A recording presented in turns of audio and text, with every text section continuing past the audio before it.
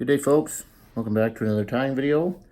Tonight we're going to do a little olive and gold buzzer, and pretty simple little pattern. Not much to it. I'm going to start with some Danville 70 in a dark olive, and I'm just going to start a little ways back of the hook eye and just kind of start to taper this body. I'm tying on a size 10 Togan scud hook, and being a buzzer style pattern, we are not going to have any bead. Next material is going to be some small gold ultra wire, and I'm just going to tie that gold wire in basically where I started my thread, just to keep the body nice and even. Get down into the bend there, and I'll come back up trying to cover up all that wire in the process. Spin your bobbin to get that thread flattened right out. And I can go down one more time. Make sure everything's nice and smooth. Got a little bit of a taper to the body here. Looks pretty good. So now I'll wrap my wire rib.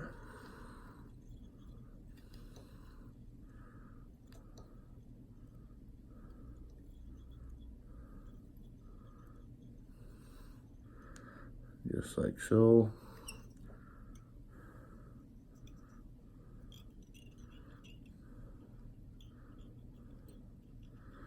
Tie that off. Trim it out.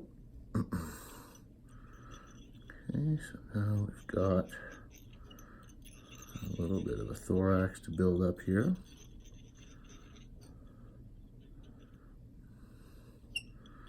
Trying to keep things nice and even. So now I've got some stretch floss, and I've got orange here. You could use summer duck, you could use this orange, you can use yellow, you can use green.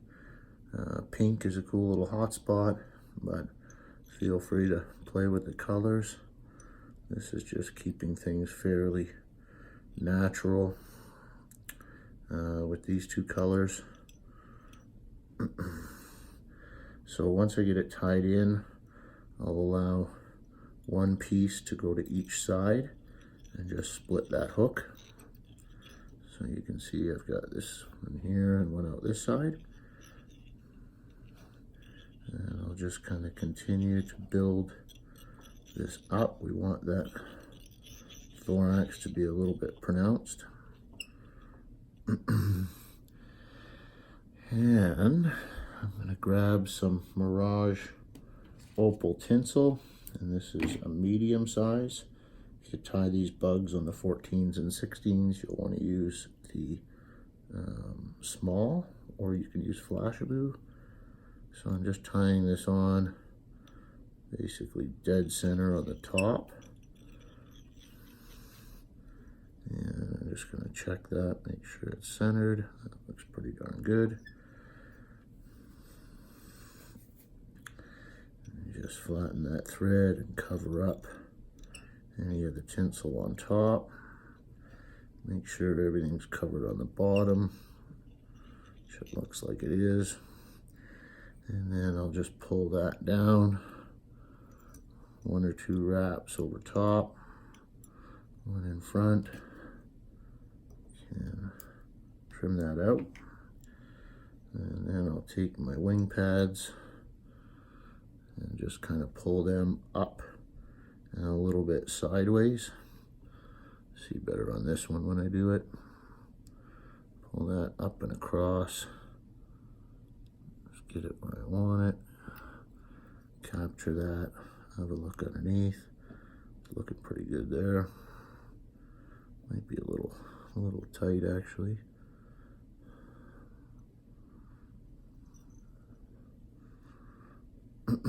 So you can always grab a bodkin and just come in here and just kind of shift it a little bit. I like to kind of loosen them off so I can pull them out just a wee bit. That one, of course, fell right out, which is fine. So I'm just going to deal with this one while I'm in here.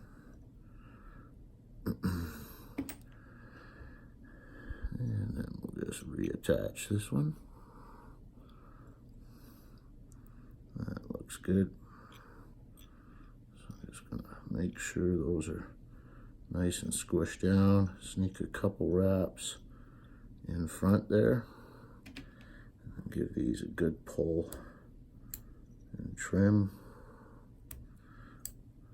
And then before I do too much more, just a quick 2-turn whip finish, just because I'm using stretchy material and I don't want it to pop out on me. So one last step, again, this is optional. The fly will fish really well just as it is, but I'm just going to grab some uni stretch and tie in some gills. So I want to try to capture that right on top, just like so, with 1 or 2 wraps. And then I'm just going to come in behind and then just split these to each side with a couple cross wraps, just like that. And then I'll actually just throw a couple turn whip finish in behind, just because there's a little bit of room there. You can whip finish in front or behind, not a big deal.